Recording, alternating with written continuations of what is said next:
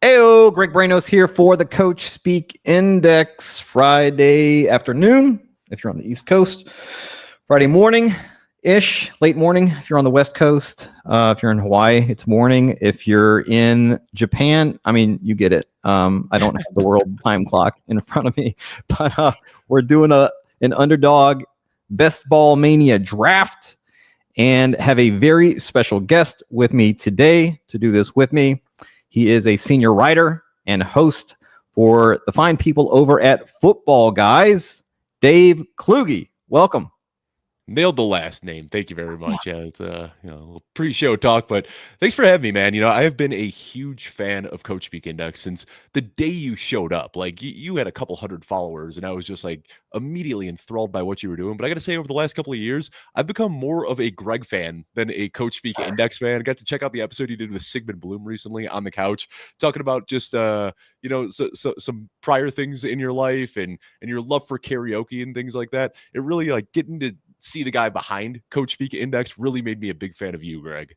That's very kind. Thank you so much. Yeah, you were one of the OG followers, and I remember because like, oh, this person has a pretty good following here. So seeing the people in the industry who were like very quick to follow was just like super interesting. Of like, oh, okay, this person is an early adopter. They get what's going on here.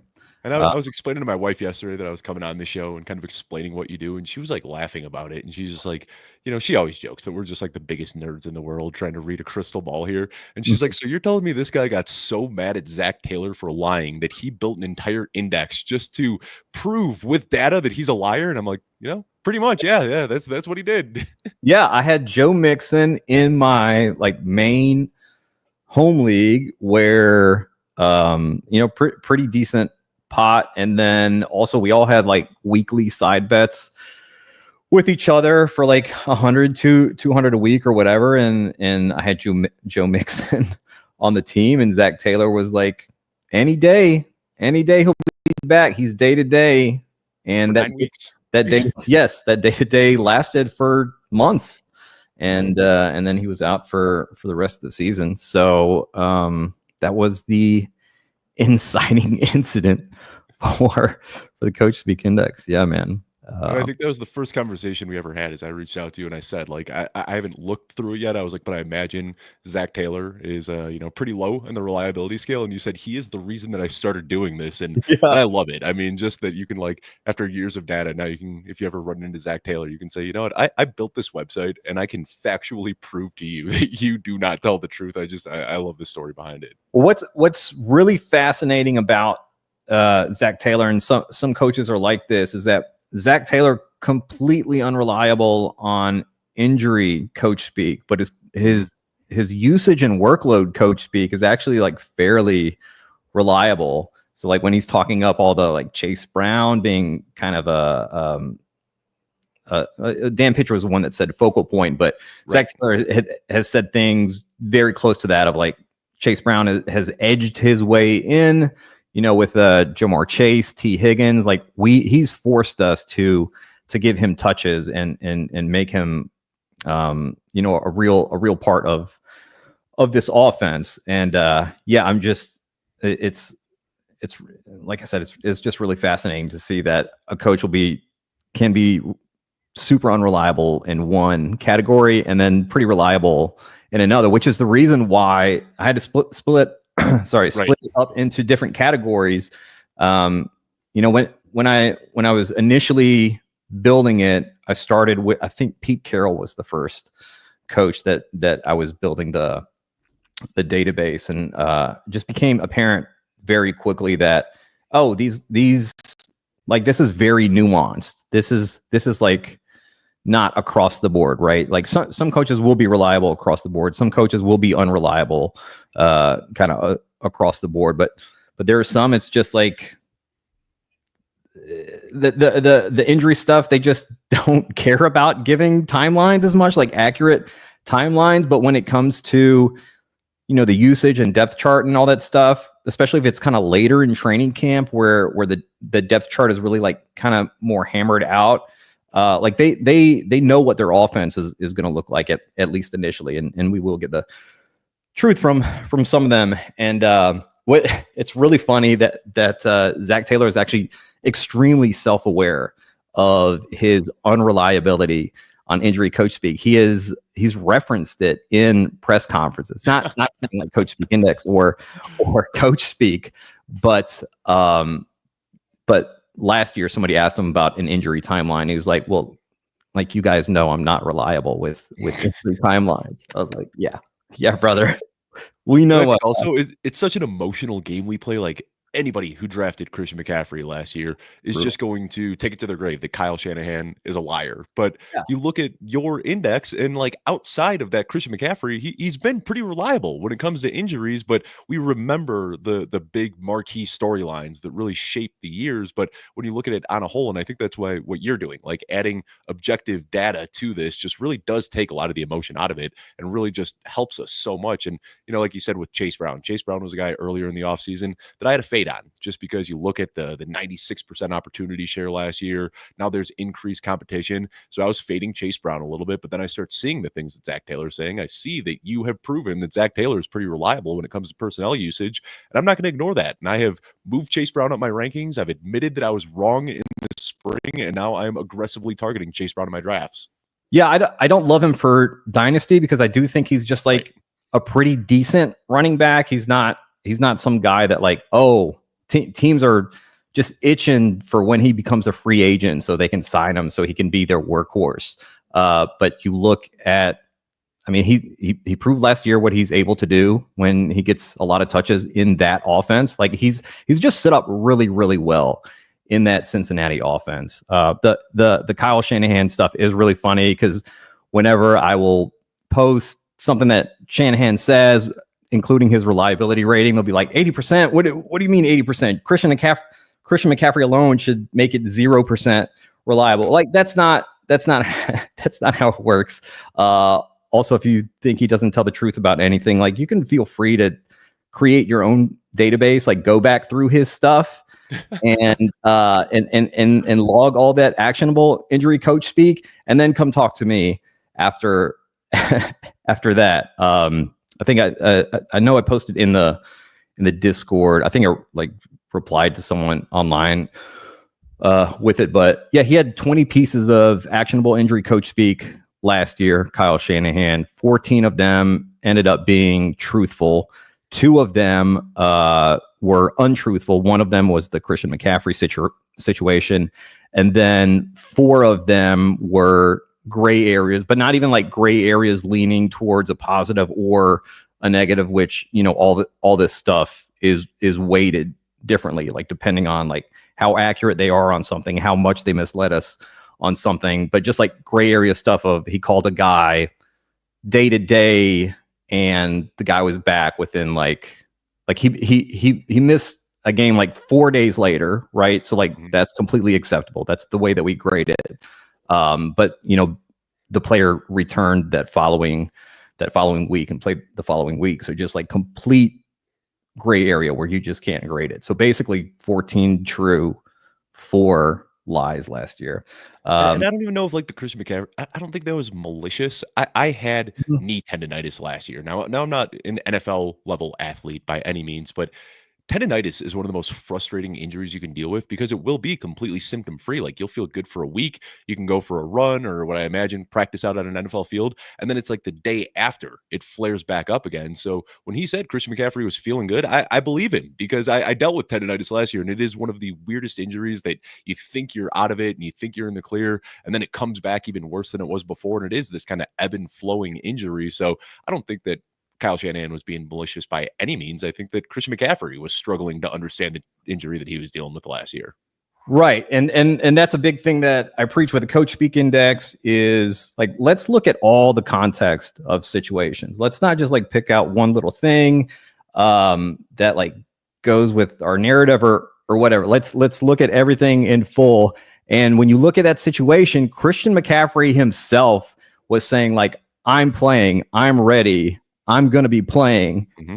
And then he doesn't play. So like you have to believe that it was this giant conspiracy and Christian McCaffrey was like in on this and misleading. And Jordan Mason with the slip of the tongue in the post-game interview just added even more fuel to the fire. And then, of course, it's week one where like everybody is locked in week one watching every. So, I mean, that was just like the perfect storm for Kyle Shanahan to lose the trust of fantasy managers forever. But what you're doing is saying that, no, Kyle Shanahan, we can trust him when he talks about injuries for the most part. Yeah. And these, I mentioned it, I think, last week on the show, but during the offseason, these coaches are not required to give any injury information. They're not required to like reveal that a player had surgery even during the offseason. Sometimes we'll find out about this after the season is over. Like, oh, why did this guy not have as much? Amon St. Brown casually like, oh yeah, I had knee surgery. And we're like, what? Yeah. But the Niners and Kyle Shanahan, like they'll still talk about like the Ricky Pearsall thing. Like they didn't have to disclose hamstring or anything like that, or any sort of timelines or anything, but they came out and said it. So I think you just have to take all that stuff into consideration. Again, context, super important. You ready to jump into a Best Ball Mania 6 draft here? I am ready. Let's win $1 million here, Greg. Give you guys a like 5-second heads up entering now. We'll see how many people waiting on 3 people. Get this up here so everyone can see. We were talking just before we came on air about drafting off of ADP sometimes and not just off of rankings. I know you have some thoughts on that, Dave. Yeah, I do have my own rankings, and you had offered that I could send them over to you, but I think it's important to kind of draft off of ADP. You don't want to just be blindly adhering to ADP, but if you're not playing ADP to some extent in these early rounds, you are potentially setting yourself up to miss out on guys that you really want. Like in my rankings, I have CeeDee Lamb ahead of Justin Jefferson, but if I'm drafting that way, I'm going to end up with way more CeeDee Lamb. And if he, God forbid, gets hurt, and then Justin Jefferson is just Justin Jefferson who we expect him to be, that leaves me holding the bag. So especially in the early rounds, I'm okay going off ADP. And I also want to the audience to kind of see that, this is how much I'm willing to reach in certain spots of the draft. So first 2 rounds, I'll usually stay pretty chalky, a few guys that I might reach for here and there. But especially when you're doing volume drafting, I think depending on what platform you're drafting on, you have to stick somewhat close to ADP. Right. Speaking of Lamb and Jefferson, I have 19% CeeDee Lamb, 7% Justin Jefferson. I also have Lamb ahead of Jefferson. And we got the Influencer 101 here. Who's your 101, Dave? Oh, it's Jamar Chase easily. Oh, yeah, we're not thinking twice about this one. We can just spend the next 8 minutes talking until it comes back around to us at the 2-3 turn, because I think this is pretty obvious where we're going here. Yeah. All righty. Get the board up. You're based in Denver, is that right? Close. From Chicago originally. My wife and I, we moved out to Fort Collins, Colorado in 2018. And then just about 2 years ago, moved down to Colorado Springs. So went from an hour north of Denver to an hour south of Denver. But yeah, I've been in Colorado for the last, 7 years now. Wow. Denver is like one of those places where I have no connection. Like I don't know anyone in Denver, but every once in a while I'll just think like, man, what if I just moved to Denver?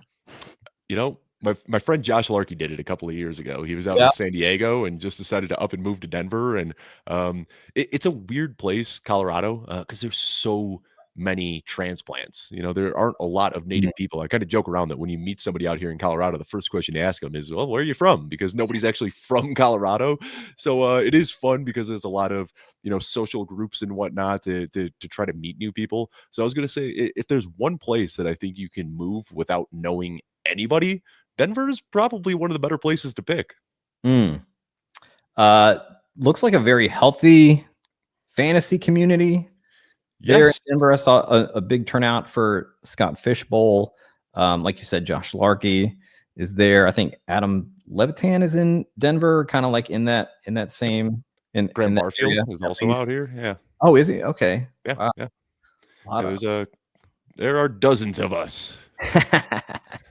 No, it's a fun place though. And actually next year, we did 3 drafts this year at the Scott Fish Bowl live event. And then talking with John Bosch, he said we had to turn down so many people that had interest in it. So next year we're going to be at a minimum doubling it, but we're looking at somewhere between 6 to 8 drafts next year. So we're really going to make it a much, much bigger event than we did. Wow. Yeah, and anytime like legislation comes down, like the recent stuff they're talking about in California of fantasy sports and DFS and all that, I'm like, Denver. It's the wild, wild west out here, man. They're not legislating much. If anything, they're just removing more and more legislation. There we go. All right, let's go ahead and see who we got on the board here. Yeah. T. Higgins, we can throw him in the queue. I don't think that we'll get him, but that would be a nice one for sure. Is Chase Brown still available, or did he already go off the board? He is available. Yeah, I don't want to take both of these guys, but definitely would like to get one if possible. And then, man, if Jonathan Taylor falls right here, that would be nice. Jonathan Taylor off the board. Yeah, we're on the clock. T. Higgins or Chase Brown? Let's go with Chase Brown, and then let's also do Garrett Wilson. I know there might be some concern about the Jets, but we see Justin Fields is already back out on the field, and Garrett Wilson, he's one of those guys that just such a good receiver. We know that the production has been okay. 3 straight years with 800 or 80 targets and 1,000 yards. That puts him in pretty rarefied air. Only the 5th player in NFL history to do that. But I hear all this concern about Justin Fields, and I think there's such a big disconnect between Justin Fields, the NFL quarterback, and what Justin Fields does in fantasy. He might not be a good real life quarterback, but he rushes like crazy and he struggles to get off of his first read, which is good for his fantasy value and good for his wide receiver one's fantasy value. So we just saw DJ Moore with 1,400 plus yards a couple of years ago. I don't think it's out of the question at all that Garrett Wilson could have that type of season this year. Yeah, getting like an RPO type thing going. That's usually whoever the wide receiver one is usually like the biggest beneficiary of that.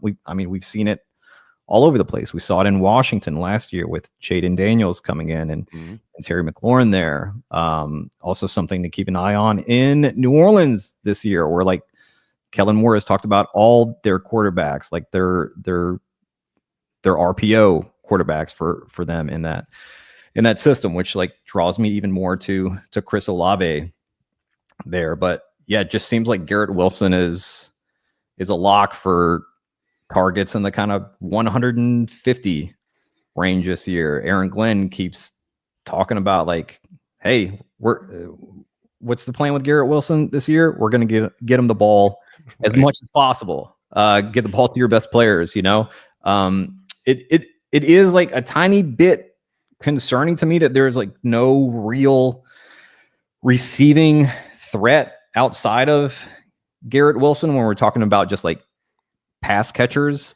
for them. Like I would like if they were a pretty good wide receiver too, not a guy that's, taking a ton of targets, but at least taking some coverage away from Garrett Wilson this year. I'm Allen Lazard and Josh Reynolds not doing it. Still in much fear in defenses. I am a big Mason Taylor fan.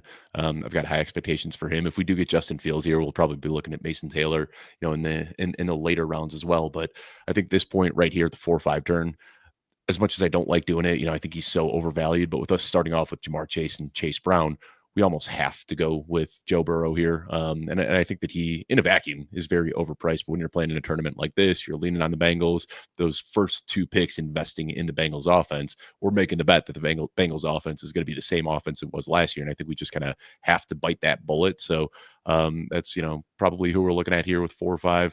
I don't even want to play the game of trying to kick it down the can and hope that we can get him at a better deal.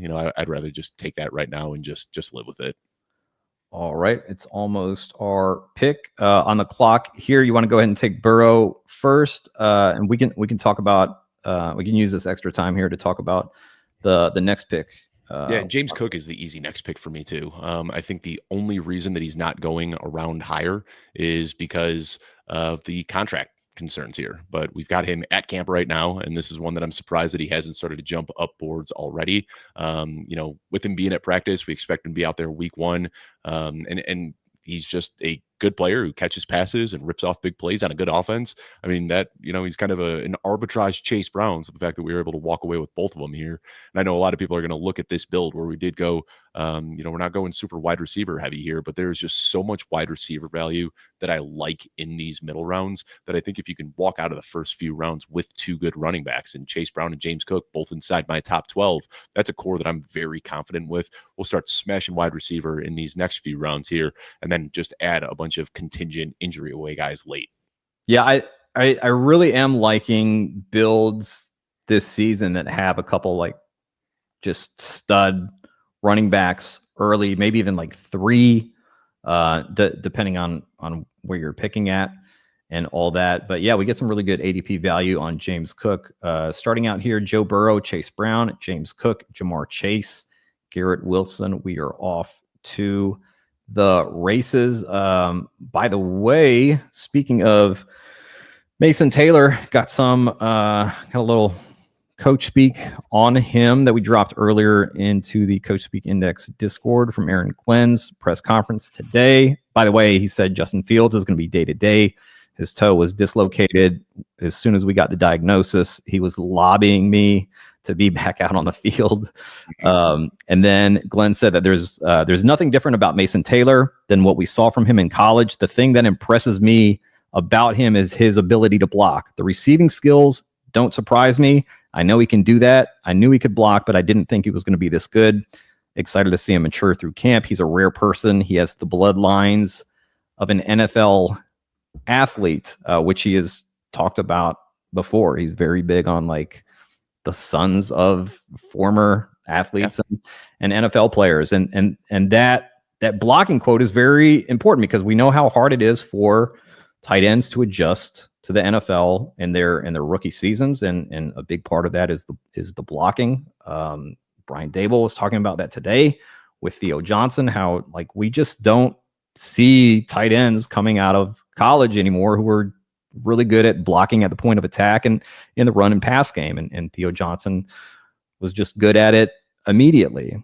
So hearing that about Mason Taylor is nice because it shows they have trust in him to be out on the field. They can be multiple when he's out there and the way that they use him. And basically he's going to play a ton of snaps for the New York Jets. And I don't know if it's just because of how young he is, but like this guy is 6'6", 230, 240 pounds, whatever he is, and he moves like a slot receiver. And I mean, just turned 21 years old, but he is so shifty and getting in and out of his breaks. He's a guy that I have a very, very high expectations for. Now, I'm interested. One of the guys that I've been taking here at the 6-7 turn might be a little bit of a reach, but if you want to flip over to the wide receiver tab, I'm sure Ricky Pearsall is still available. We could probably kick him down a little bit, but I'm okay just going out and getting him right now. Just went off the board. All right. So Stephon Diggs is the other guy that I'm looking at here. One that I think is just totally mispriced. I think that his ADP is going to start to creep up as we get better word throughout camp, but I'm okay taking him right now. And then let's go back, look at the wide receivers one more time, see who's available there. Jacoby Myers, Chris Godwin, Jaden Reed, Matthew Golden, Khalil Shakir. I like Matthew Golden here, and he, I'm sure you've already seen it, already getting a lot of praise from Matt LaFleur out of camp, and I just see a wide open receiver room here. You know, they got a lot of wide receiver 2s in Green Bay, but they don't have that wide receiver 1, and he's a guy who can do it all, whether it's deep downfield, across the middle of the field, on the short routes, creating after the catch. I don't know if he was a first-round talent. I think that the Packers might have reached for him a little bit, but at the end of the day, the investment to me signals that they do have big plans for him. So, a mix here. We got a really old guy coming off an ACL and a rookie, but these are two. I would have loved to get Pearsall here, but these are still two guys that I've been taking quite a bit at this area in the draft. Yeah, I'm a little surprised that Pearsall is still going ahead of ADP in pretty like fairly frequently in drafts when he's has not returned yet, which don't think it's a big deal. I mean, you never love to see soft tissue stuff, but at least like if there isn't a recurrence, expect him to be back in a couple days. Rick. It's even if you were stream sniping us, it's fine, man. It's that's all how we do it. in the game, player. All good, all good. And Hartman making a really good point here. If you can't block, you can't catch touchdowns inside the 5. That's true. Yep. Yep. That is very true. And just to go off on a little tangent here, tight ends need to be able to block because that's why they get these mismatches with linebackers and safeties and nickelbacks. And that's why I think we're seeing Kyle Pitts struggle so much because they realized after the first year of film, they said, wait, we don't have to play this guy like a linebacker. We could just play him like a wide receiver, throw a cornerback on him, and he doesn't have the shiftiness a wide receiver was, and he can't shake these cornerbacks. So something that really goes overlooked a lot when talking about tight ends, but we see this all the time. Like Noah Fant, he can run routes, he can catch the ball, but his inabilities as a blocker make it really tough for him to be somebody that they can rely on consistently. So already getting word that Mason Taylor is stepping up as a blocker, that is a huge bull sign for me when it comes to Mason Taylor's outlook. Yeah, and what you're saying there is kind of what gives me pause as well on Dalton Kincaid. They not used a lot as a blocker, but they made a point of him needing to kind of bulk up and improve his play strength. Apparently he's done that. We'll see if that all of a sudden if that was like the missing ingredient was him putting on some weight. I'm not sure that is all that was needed there. But yeah, with Pitts is really interesting because he's going late enough that like you could put him in a 3 tight end build, and what you're really looking for out of him is the Falcons being just like bad on defense, this young defense that they have, and you're just hoping for them to be playing catch up a lot of the season, and that's when Kyle Pitts will be on the field. When these games are like close, when they're trying to salt a game away and they have the lead, Kyle Pitts is not going to be on the field. And we saw that. Just look at the snap percentage last season in the second half and look at the games. The only game where he had, I think, was over like a 50% snap share was a game where they were blown out and they were trying to catch up. So let's go. I think this is time for Justin Fields. I'm not crazy about starting with 2 early quarterbacks, but it's something that we committed to early, and I'm okay with a 2 quarterback build here. Just want to make sure the bye weeks. Yeah, we got a 9 and 10, so we'll just go with the 2 quarterback build here. And then Trey Harris is the other one that jumps out to me. With the Mike Williams departure now, I think that we got word from Daniel Popper writing for The Athletic. He said that the reason that they brought Mike Williams in is that they thought that he can kind of be that bridge to help get Trey Harris up to speed. And now with Mike Williams out of the picture, Trey Harris is going to be that week 1 X receiver. He was a prospect that I just loved. When I start my prospecting cycle, I start by looking at the numbers, and we all know, Trey Harris, just mind-blowing efficiency, over 4 yards per route run last year at Ole Miss. Season was cut short due to injury, but I think there's this narrative going around that he's not a good separator, just because he did struggle with that through his first couple of years, but was able to get free and separate on over twice as many of his targets last year than he was through his first 3 years in college. I think he's blossomed into a very good player. It's sure running routes against guys in shorts. It's not a full game experience, but there were some clips coming out from that first day of Chargers camp where he was just dusting cornerbacks out there. So the opportunity's there. I'm very, very bullish on the Chargers offense this year as well. And Trey Harris is just a prospect that I really, really like.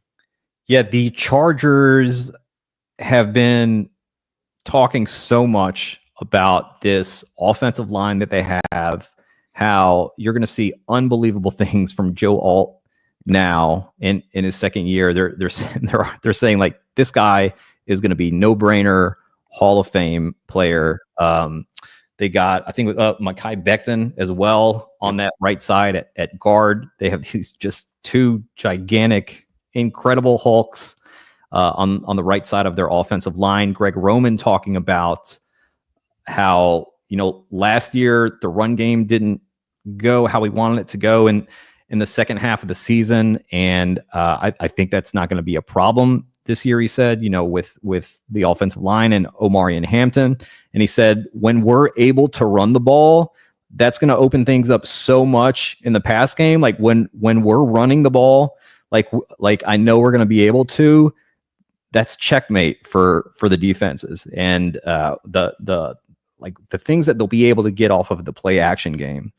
And man, you can just like kind of envision that with Herbert and Trey Harris. And now Rondé Gatson too, who's getting a steady drum beat out of camp. I mean, top to bottom, this is, I feel like we say this every July when talking about the Chargers, but man, that depth chart is nice. Yeah, it's a really fun offense, and it's cool to have a guy that's a star there in Ladd McConkey. I mean, they just like kind of like we were talking about with the Jets having a real dude and then having some more around him. That's a rising tide that lifts all boats there. All right, let's flip over and see who we got with this next pick here. There's no tight ends that really jump out to me, so we can just look at the running backs and wide receivers right now. We're definitely not taking a quarterback at this point. We're done with them. Dobbins, man, we can throw him in the queue. I'd be very happy if we get Dobbins here. We can throw Tajay Spears in there as well. Those are two guys that I've been drafted. And if you want to scroll down a little bit to see what wide receivers are down there hiding, nobody that I'm crazy about in this.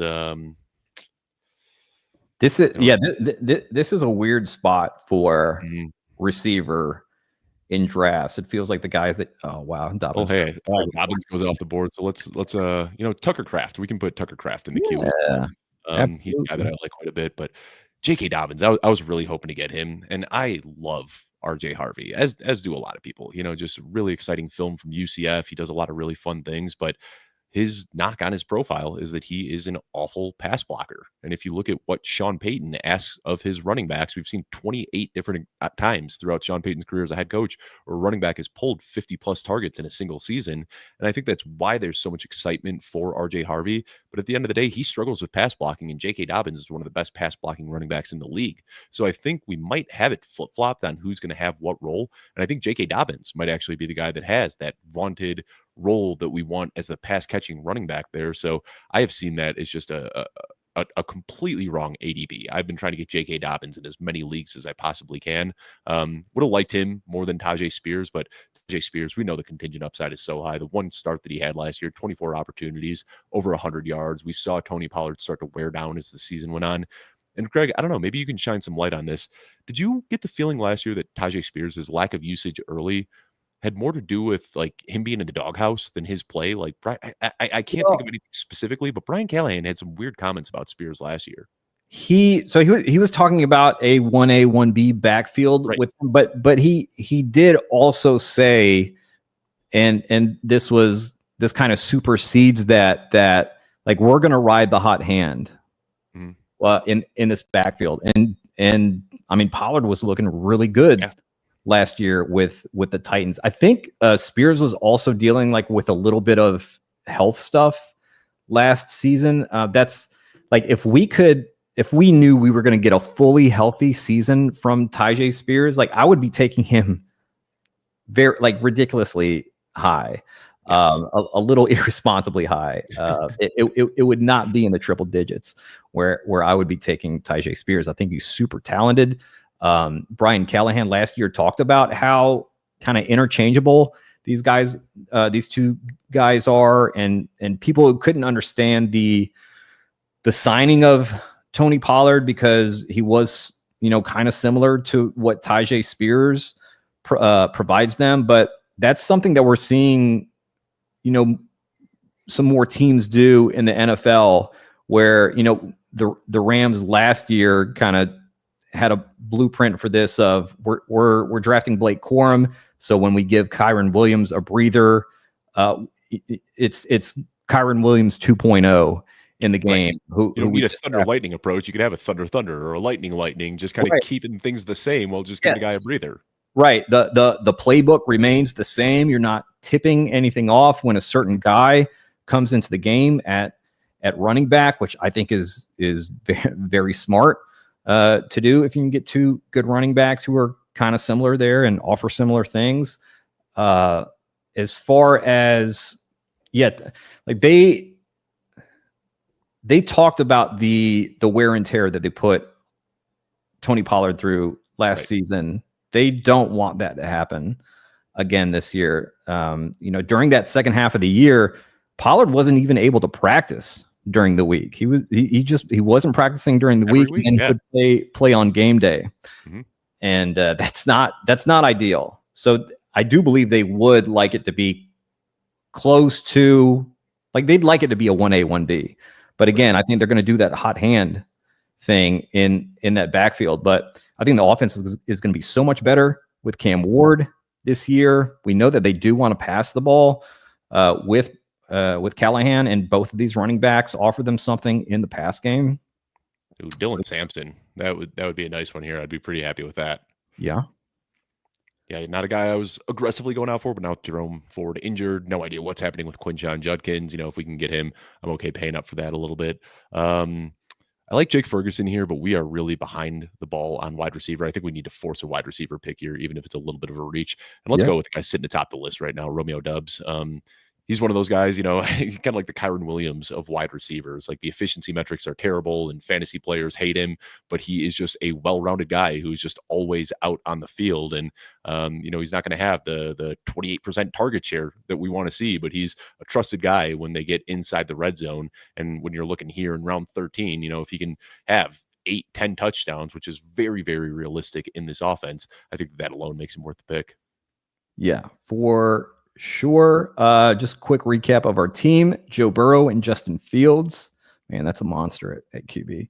Chase Brown, James Cook, Tyjae Spears, Dylan Sampson. Wide receiver Jamar Chase, Garrett Wilson, Stephon Diggs, Matthew Golden, Trey Harris, Romeo Doubs, and tight end Tucker Kraft. I'm loving this. Now, before we go to the board, can we just try to throw a few guys in the queue for the next pick? Scrambling here, because I do want to think through these. So I want to look at the tight ends available. Our next pick is going to be, can't think off the top of my head. I think it's going to be 160 something, 167, 168 or something like that. I can look at that real quick. 168, 169. Yeah, so we'll look for somewhere around that range. Let's see what tight ends, though, because I'd like to do a 2 tight end build here if we can. And Kyle Pitts, man, we can throw him in there. I doubt he'll fall all the way down to us, but I'm okay with Kyle Pitts here. We could also throw Mike Gesicki in. If we could just double check real quickly, what's Tucker Kraft's bye week? His bye week is 5. That's Kyle Pitts's. All right, so let's take Kyle Pitts out of there. I'd be fine with it too. I've done this 2 tight end build a lot. Tucker Kraft and Mike Gesicki, and we could talk a little bit about it if we get him. And then from here, we'll be taking a quantity over quality approach when it comes to wide receivers, I think, but I'm pretty confident, feel good about the Chase Brown, James Cook. So we could just sprinkle one more running back in here, and then we'll basically close out the draft with wide receivers. Jalen Wright is a guy that I'd be interested in with the next pick if we want to throw him in. This would be, in my opinion, kind of the perfect way to walk away. If we can hit this 15-16 turn with Mike Gesicki and Jalen Wright, I'd be feeling pretty good about that. But if not, if those guys get picked, we'll readjust. We'll adjust. Let's flip back over to the board now. Yeah, I've been doing a lot more 3 quarterback and 3 tight end builds this year, but especially with paying up for quarterbacks the way we did in this one, I'd really like to keep it to 2 quarterbacks and 2 tight ends so we can have more depth at the running back and wide receiver position. Yeah. I'm usually leaning a little more 3 tight ends, but I do like to live dangerously every now and then with 2 tight ends, and if we're betting on this big Tucker Kraft season. Kingsley asking, is there a discount code for the Patreon? There is an annual discount there. Also, I've mentioned in the Discord, I have not announced it on Twitter yet, that the Discord prices are going to be going up in August. Right now they're $5 a month. But with the annual, you can get it for $4 a month. They're going to be going up to $10/$8 for annual next month, but you can lock in the next 12 months for $4 a month now, and for the next few weeks. So yeah, both of our guys got taken, it appears. Ooh, Gesicki would have been nice too, because that sets us up for a potential T. Higgins injury. We just have that huge stack there with Cincinnati. But with both of them off the board, we'll probably just keep kicking tight end a little bit further. Demario Douglas is another guy that I like. You just have seen the slot role historically in a Josh McDaniels offense. That is something that I am definitely into. Can we look at the running backs and see who's available there? We already went with Dylan Sampson, so not crazy about that. Let's go Will Shipley because he's not making it back to us. And I think he, especially, I'm sure you've seen the news that they're saying AJ Dillon might not even make the team. We'll talk about that in a second. We did get Mario Douglas went off the board. All right. Yeah. Wandale Robinson it is. Come on All down. right. Let's hope that you can retain that disgustingly high volume, inefficient role that you had last year. There we go. Yeah.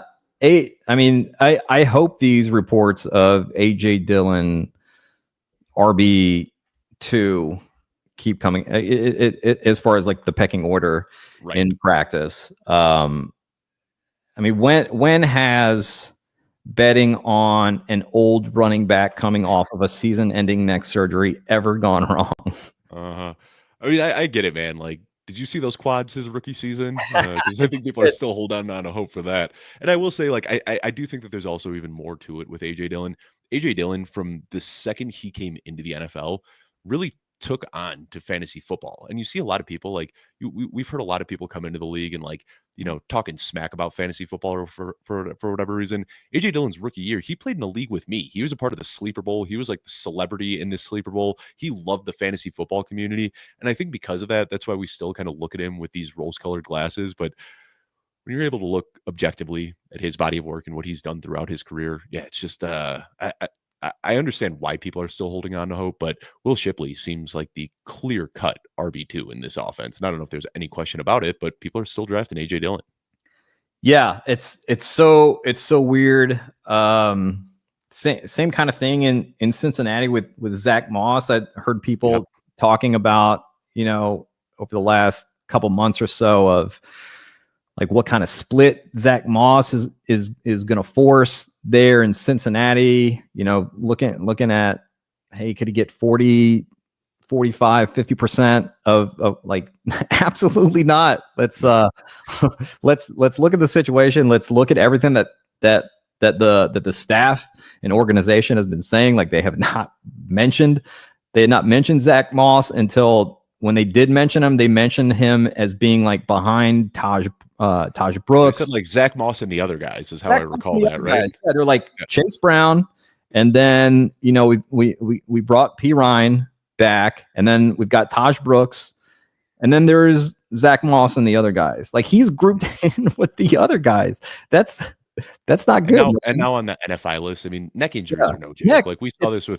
Chris Carson just a few years ago. Yeah, I neck injuries and back injuries are two that just like will completely scare me off from even touching a player in drafts in the offseason. Mm-hmm. So we got 3 picks left. We're going to need one more tight end, and then I'm cool with 5. The 5 running backs we have right now. Remind me, it's Chase Brook, Chase Brown, James Cook, Tajay Spears, Dylan Sampson, Will Shipley. That's a fine 5 with me. So yeah, we're just gonna look at wide receiver and tight end here. Juwan Johnson, I'm okay with a 2 tight end build with if we go with Juwan Johnson right here. Some worry about Noah Fant, but I don't really care about that too much. And then another wide receiver. Let's go with we'll just take the value on Michael Wilson. Definitely not a guy that I'm crazy about, but I think when you're at this situation where you're just looking for depth over anything else, it does make sense to kind of just take the value here where you can. So not the biggest expectations, but whether it's contingent upside if something were to happen to Marvin Harrison, or just the fact that he's going to be on the field, he can potentially stumble into a touchdown season. Yeah, he plays so many snaps for the Cardinals, and they gives us week 17 correlation with our Cincinnati pieces, and that's absolutely a game that could be a fireworks game in week 17. So definitely like that. Here's am I seeing Mason Taylor is still available? We missed that. Yeah, he's still available. Yeah, this is the downside of trying to stream and draft at the same time. That would have been the very obvious pick. I'm definitely kicking myself for that one now. There was another one I noticed earlier when we took Matthew Golden. I didn't realize Emeka Egbuka was still on the board, and I have Egbuka ahead of Golden. So really, the dangers of streaming and drafting. Yeah, man. Hey, try singing karaoke while you're streaming. Yeah, you do not want that. I actually told my wife that yesterday. I said, God, I really hope that Greg doesn't ask me to sing on the stream, because like we have this thing where my wife, she is a singer. She was in theater through high school and college. And on the rare occasion that I hit a note, I know it because her eyebrows pop up and she'll start clapping. And she's like, you did it. You hit a note, honey. Oh man. Is this, I can never tell if this is Jazz or Jaws. I think it's Jaws, Jozz. Any good training camp news / coach speak insight to start? Did we talk about any? I don't think so. I know we mentioned the like Mason Taylor and whatnot. I'd throw Mason Taylor in the queue. If we're going 3 available? tight ends, I'm okay with, I haven't seen him go off the board yet. God. What? Yeah, so throw him in the queue. That would be nice. Any streamers that are watching this, please do the magnanimous thing and just keep passing on Mason Taylor. But besides that, if the wide receivers, we can try to figure that one out. I saw Josevich is on there. I think we're good on the, might as well throw him in there just in case. And then if you want to, Jalen Royals too. We're getting talk about him potentially getting some work with the ones. I'm not really buying into it because I remember when Darwin Thompson was getting work with the runs early in training camp, but with Rashee Rice being suspended early, potentially he would be next in line for that role. Mason Taylor off the board. All right. That probably did us a favor. So we didn't have to go with 3 tight ends here. Here are the wide receivers here. So we got Yoshi and Jalen Royals queued up. Anybody that you've been looking at consistently in the round 18? I usually like to save these darts for running backs, but with the early investment in running back, we're scraping for wide receivers here.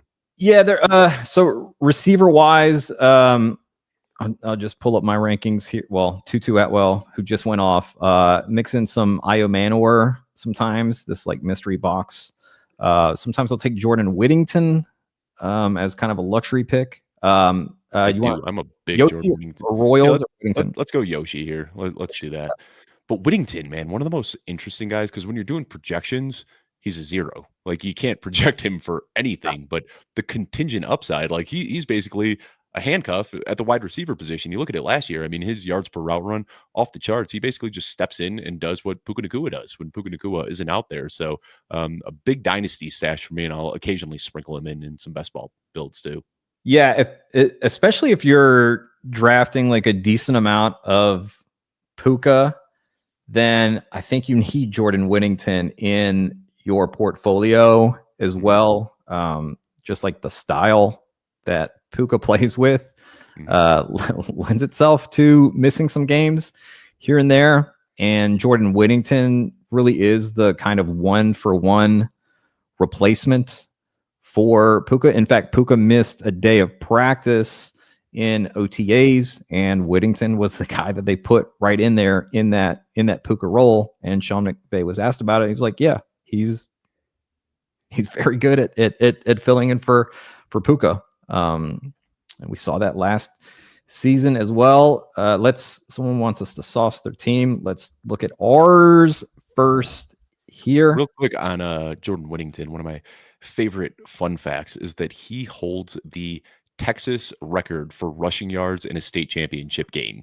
Texas, pretty good school pretty good state when it comes to high school football. And he had a state championship game as a running back. I forget the exact numbers. Jeff Bell shared this with me a while back, but he had like 300 something rushing yards in a state championship game. So a guy that Devy guys have been on for a while, hasn't really lived up to it so far in the NFL, but still an exciting player. Yeah, bit of a dog.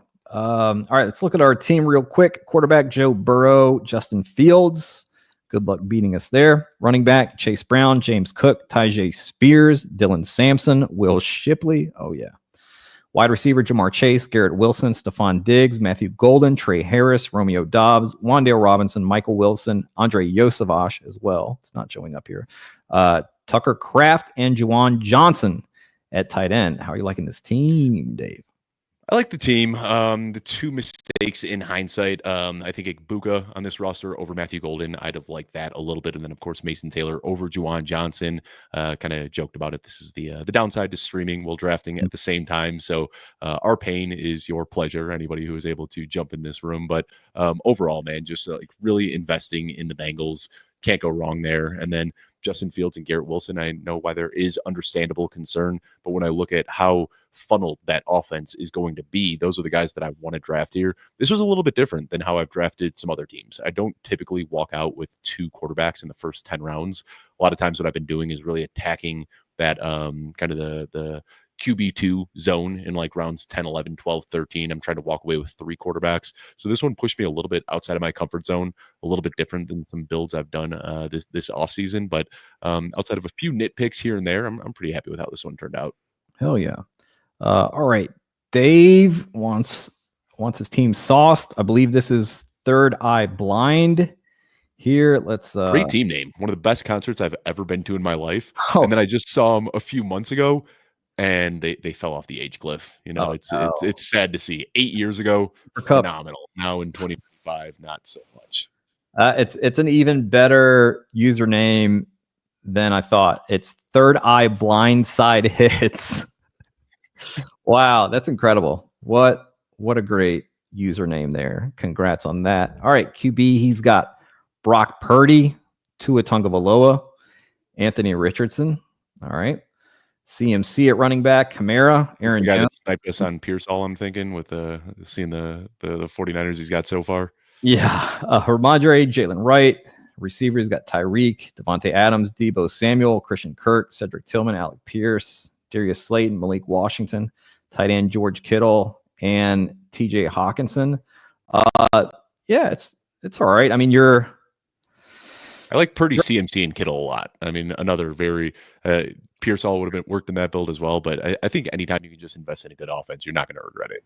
This is one of the oldest wide receiver rooms I've ever seen in my life, with Tyreek, Devontae Adams, Deebo. I feel like spiritually is a very old person. He's aging on the running back curve, not the wide receiver curve.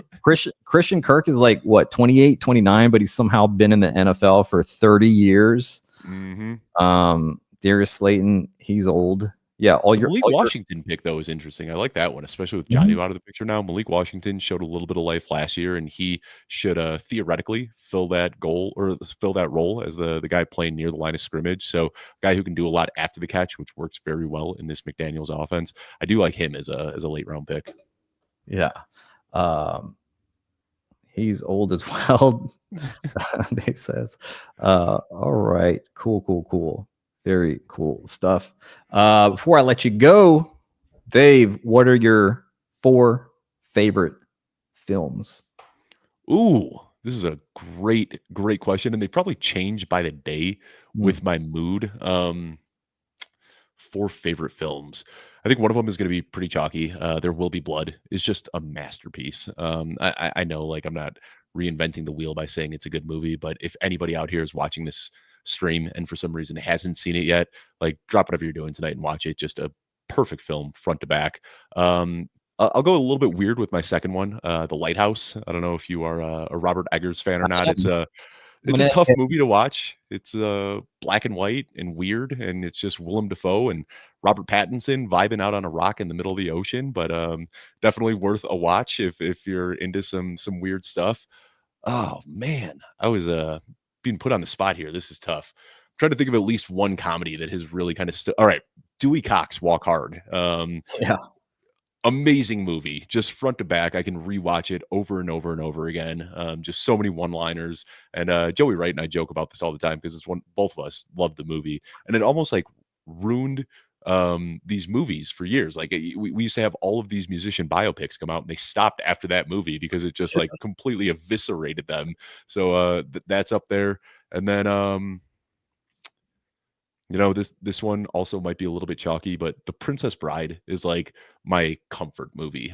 We've got the movie poster hanging up in our basement. We've got a theater down in the basement, and we've got that's the lone movie poster we have up there. First time I ever watched it, I was probably 7 or 8 years old. I've just loved it. It is like probably 3-4 times a year. My wife and I will just throw it on and watch it. Just such a good movie front to back. Man, that's a great top 4 there. Off the cuff was tough. I put a little more thought in it where I would have gone, but yeah, that's what I'm feeling right now on Friday, July 25th at 1 p.m. There Will Be Blood is a film that like you can put on at any time. Like it's a great film that you can just like fall asleep to with that soundtrack that it has. It's a great just like Sunday afternoon film to kind of like throw on and just lay back. It's a great film to watch at night, right? Just like with friends or with your wife or whatever. It's infinitely rewatchable. Just the performances in there. I mean, P.T. Anderson is absolutely one of the best directors and writers who has ever lived, in my opinion. Just like he and Tarantino, just like every film that they put out is banger after banger after banger. It's all killer, no filler for those guys.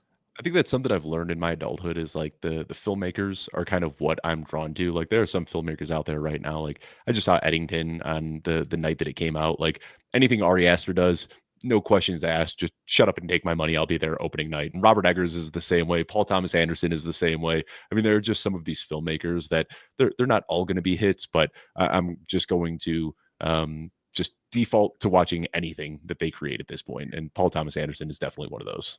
Yeah, the ones who are polarizing, like Robert Eggers, like Ari Aster, those are like even if you don't enjoy their style or whatever, I think it's still like kind of fun to watch those.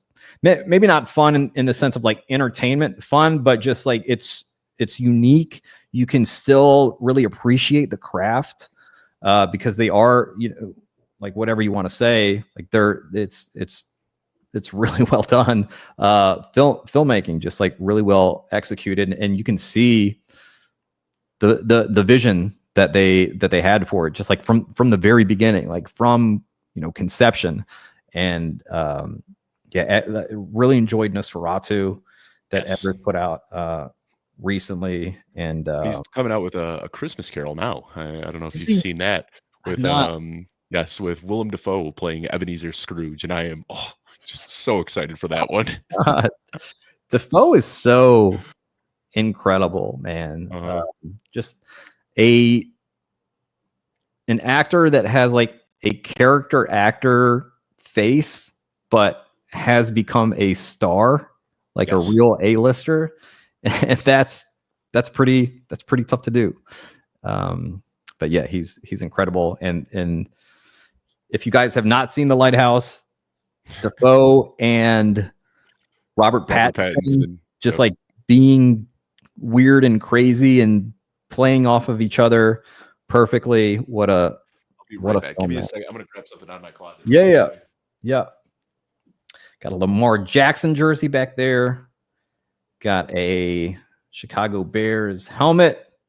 Got Dave's hockey stick. A birthday gift from one of my good buddies this year. That is Willem Dafoe. You're fond of me, lobster, ain't you? I got this for my birthday from a good friend this year because I just do not shut up about that movie. So another one. I don't know if I could recommend it to everybody, but if you're into weird stuff and you're like comfortable feeling uncomfortable, The Lighthouse is definitely worth a watch. Yeah, maybe if you're scared, scared to really go to the edge here, then maybe kind of like ease yourself in with some Yorgos films, which are like crazy. Ease yourself in with Yorgos, right? Yeah.